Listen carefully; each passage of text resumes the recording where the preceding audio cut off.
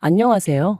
결혼 생활에 회의감을 느끼고 혼자가 되기로 결심한 30대 여성입니다.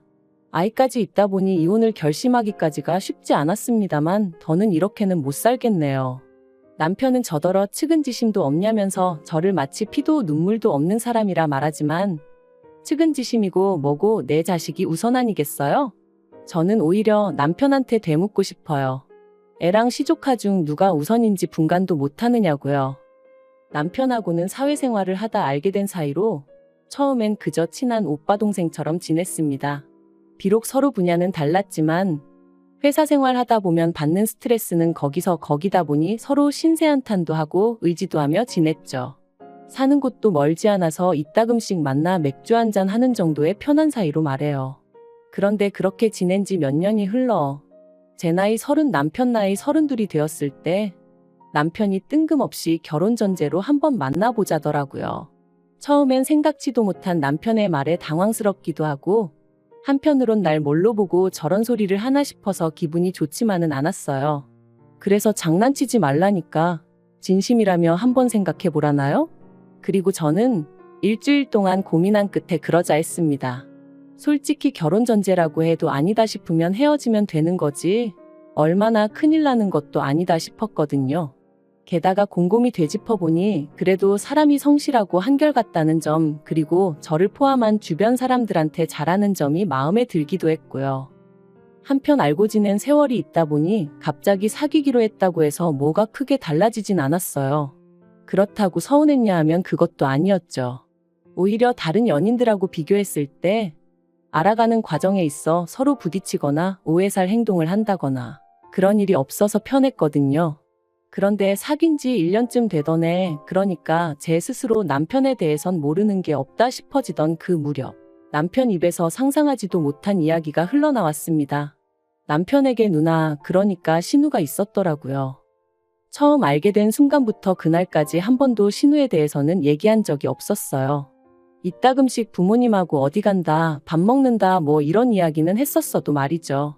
심지어 저는 아래로 남동생이 있다 보니 제 동생에 대해 이야기를 한 적도 있었는데 그러면 보통 듣는 사람도 자기 형제자매 이야기를 한 번쯤은 할 수도 있잖아요. 그런데 그런 일도 없었어요. 그래서 저는 막연히 남편이 외동일 거라고 믿고 있었던 것 같아요. 나름대로 확신을 했던지라 남편에게 따로 물어볼 생각조차 못했던 거죠.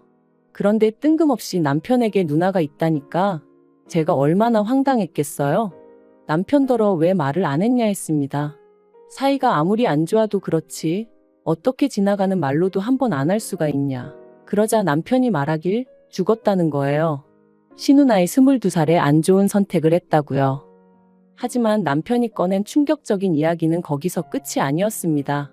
신우는 20살의 남자를 만나 바로 아이를 낳았는데 이후 그 남자는 소리 소문 없이 사라졌고 졸지에 신우 혼자 그 아이를 키우게 되었다나요.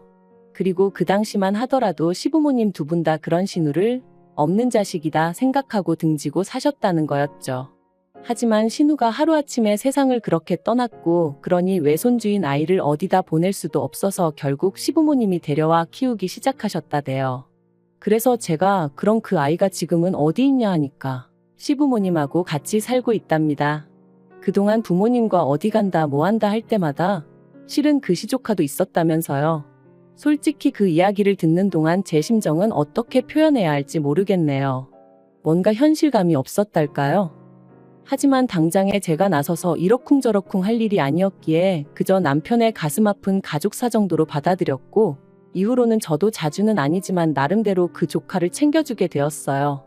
데이트를 마치고 집으로 들어가는 남편에게 하다못해 케이크라도 하나 들려보내게 되고 지금 생각해보면 그렇게까지 할 필요는 없었던 것 같은데 아예 몰랐으면 모를까 듣고 나니까 가만히 있기도 뭐했거든요.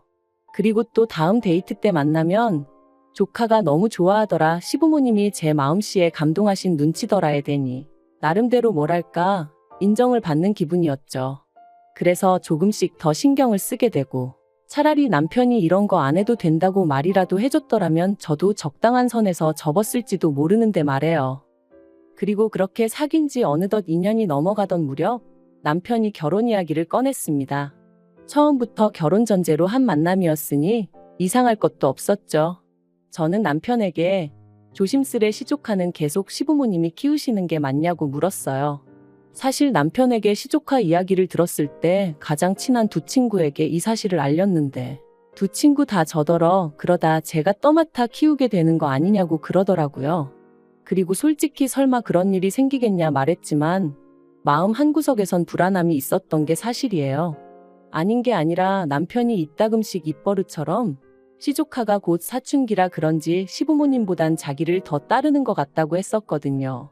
그리고 그럴 때마다 저는 그저 잘해줘 하고 말긴 했지만 막상 남편하고 제가 결혼하고 나면 그때는 시조카를 어디까지 받아줘야 하나 싶기도 하고 시부모님 입장에서도 시조카 일이라면 저희한테 의지하려고 하시진 않을까 하는 걱정도 들고 나름대로 고민이 많았답니다. 그래서 남편이 결혼 이야기를 꺼냈을 때 좀 껄끄러운 주제긴 해도 확실히 짚고 넘어가야겠다 싶었네요. 그리고 제 질문에 대해 남편은 정말 단호하게 제가 생각하는 그런 일은 없을 거라 잘랐습니다.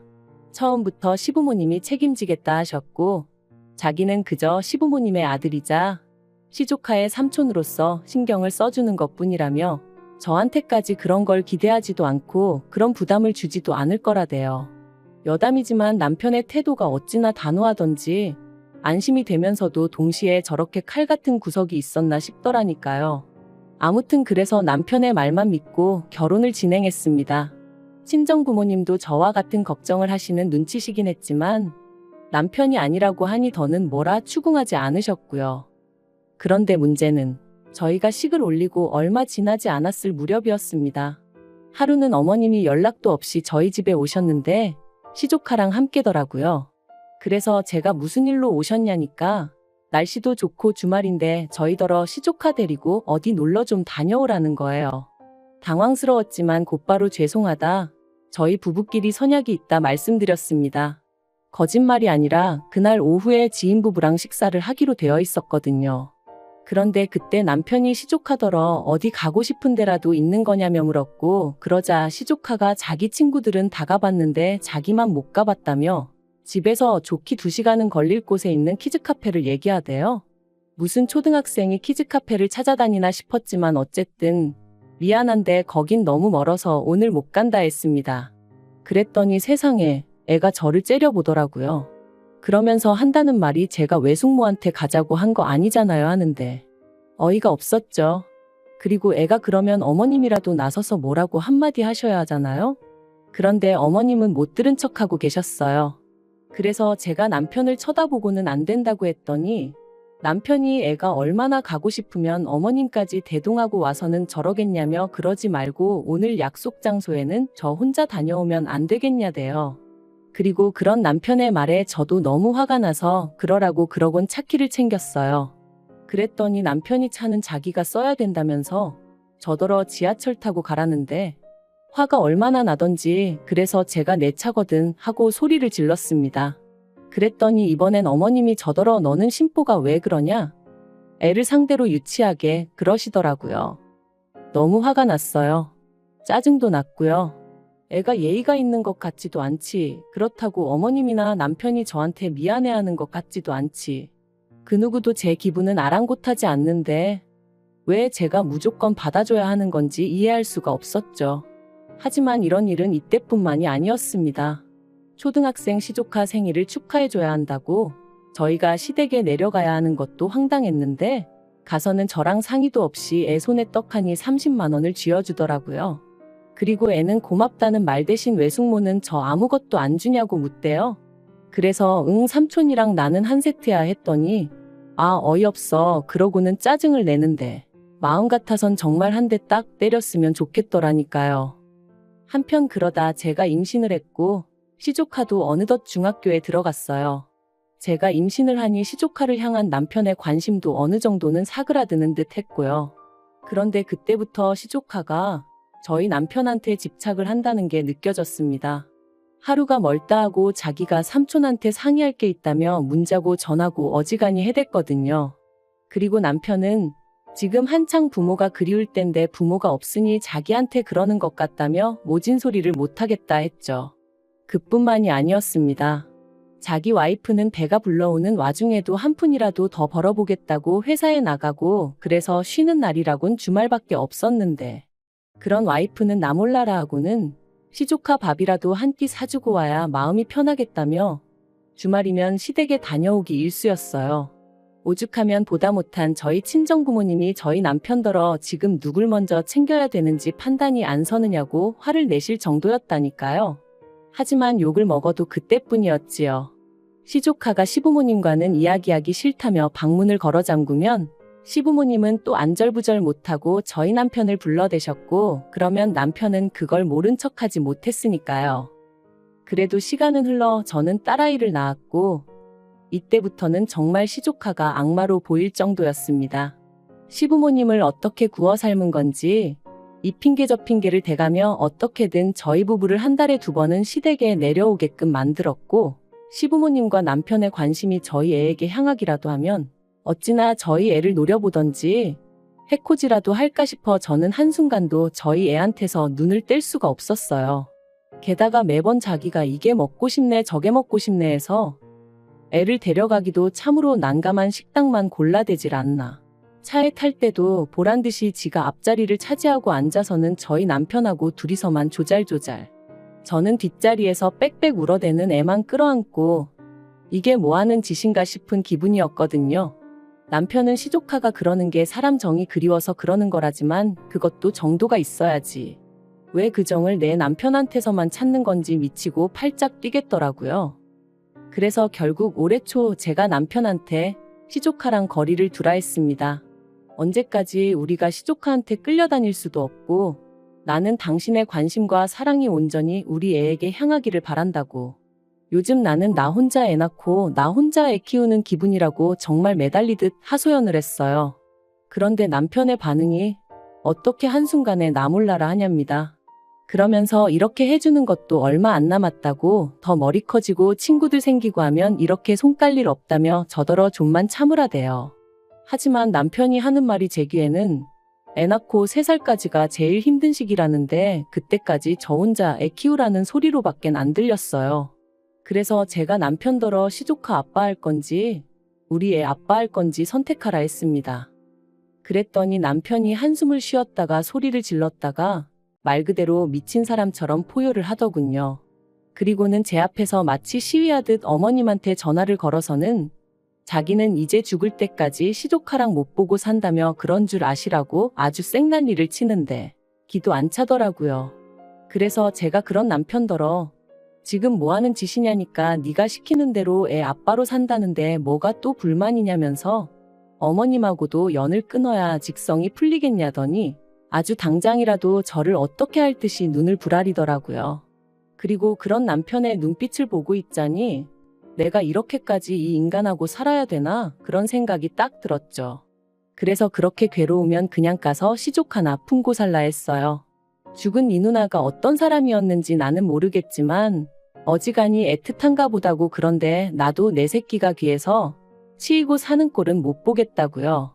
그리고는 막말로 내가 애랑 시조카랑 우선순위도 분간 못하는 껍데기랑 살아서 뭐 하겠냐? 너는 가서 시조카나 어르고 살아라. 화가 나니까 앞뒤 보고 할 것도 없이 그냥 속에 맺힌 말이 다 튀어나가대요. 그리고 결국 그날 싸움을 이유로 남편이 집을 나갔고 저는 남동생을 불러서 친정으로 향했습니다. 아이랑 제 집만 챙겨서 도망치듯 빠져나왔어요. 그런데 황당한 건 그러고 이틀 뒤 어이없게도 남편이 시부모님을 대동하고 저희 집에 찾아왔습니다. 하지만 저희 친정부모님이 어디 경우가 없어도 정도가 있지 어떻게 연락도 없이 사돈 집에 불쑥 찾아오느냐고 인터폰 너머로 큰 소리를 치셨죠. 그리고 저는 흥분하신 친정부모님을 대신하여 남동생을 대동하고 남편과 시부모님을 만났습니다. 이야기가 길어질 것 같아 집 앞 카페로 자리를 옮겼고요. 시부모님이 저더러 앞으로 어쩔 생각이냐시길래 이혼하겠다 했습니다. 그랬더니 저더러 너도 애엄마면서 어떻게 그렇게 모지냐 하시대요. 그래서 저는 제 자식만 보이는 사람이라고 시조카까지 챙길 여유도 없고 그러고 싶은 마음도 없다 했습니다. 그리고는 분명히 결혼할 때 내가 신경 쓸 일도 없을 거고 그럴 만한 상황을 만들지도 않을 거다 해놓고 이제 와서 저더러 이러는 거 사기라고 했죠. 그랬더니 어머님이 사람 일이라는 게 다 마음먹은 대로 되는 게 아니라면서 저 하나만 마음 좀 넓게 쓰면 다 잘 지낼 수 있는데 제가 일을 만드는 거랍니다. 그리고는 이혼하고 싶으면 하라고 대신 당신 핏줄은 두고 가라길래 제가 웃었어요. 엄마인 제가 두 눈 치켜뜨고 있어도 시조카만 어르고 달래는 집구석인데 제가 미쳤다고 제 자식을 주겠냐고 제정신이시냐고 따지면서 말이죠. 그랬더니 남편이 저더러 말 조심하라길래 너나 조심하라고 했습니다. 너나 니네 부모가 이렇게 찾아온 거부터가 이미 선을 넘은 거라고 그러니까 나한테 이래라 저래라 하지 말라고 했죠. 그리고 아니나 다를까 결국 제가 양육권 가져왔습니다. 남편한테 한 달에 양육비 70만 원씩 받기로 되었고 남편이 애 보러 일주일에 한 번씩 오는 걸로 얘기가 되었죠. 어차피 보고 살 거면 뭐하러 이혼했냐 하는 사람도 있는데 오히려 속이 편해요. 어차피 일주일에 한 번이니 남편도 그날만큼은 시족하고 나발이고 얘기 안 하고 조금이라도 애랑 더 같이 있으려고 애를 쓰거든요. 그리고 시부모님한테는 이혼한 이후로 지금까지 한 번도 애 보여드린 적 없어요. 전에 말도 없이 남편 오는데 따라오셨길래 이런 식으로 하면 곤란하다 하고 돌려보낸 적은 있고요. 솔직히 앞으로도 몇 년이 될지는 모르겠지만 보여드릴 생각은 없습니다. 남편이 사진 찍어가고 그걸 보여드리고 그러는 것까지야 제가 못 막지만 직접 대면시켜드릴 생각은 추호도 없어요. 막말로 어머님 아버님이 시조카 가정교육만 똑바로 시키셨어도 남편이랑 저랑 시조카 때문에 갈등을 겪을 때 제대로 중재만 해주셨어도 저희 애가 아빠 없이 자라는 일은 없었을 테니까요. 그래서 저는 지금도 남편에 대한 원망도 있지만 시부모님이 죽을 만큼 밉습니다. 속 편한 사람들이야 부모도 없는 애한테 제가 너무 각박하다 하겠지요. 하지만 저는 계속해서 말했듯이 제 자식이 제일 중요합니다. 남편이 저희 가정을 제대로 챙기고 남는 시간에 시조카를 챙겼다면 저도 얼마든지 남편을 믿고 따랐을 거예요. 하지만 남편이 먼저 가정을 등한시했으니 뿌린 대로 거두는 법 아니겠어요? 저는 지금까지 그랬듯이 앞으로도 저와 제 자식의 행복만 바라보며 살 겁니다. 그게 제가 사는 이유니까요.